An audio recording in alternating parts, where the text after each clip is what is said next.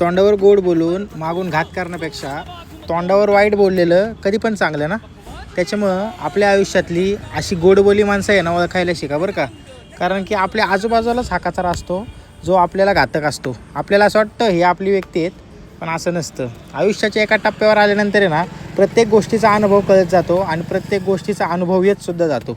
त्याच्यामुळं अशा गोड बोलल्या लोकांपासून नक्कीच लांब राहा.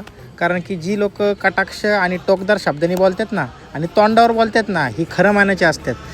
त्यामुळं अशा गोड बोल्या माणसांपासून जरा सावधच राहा. कारण तुमच्या आयुष्यात तुम्हाला खूप मोठा टप्पा गाठायचा आहे. तर त्यासाठी तुम्हाला हे ओळखणं लय गरजेचं आहे की गोड बोल कोण आहे आणि आपला माणूस कोण आहे. तर काळजी घ्या.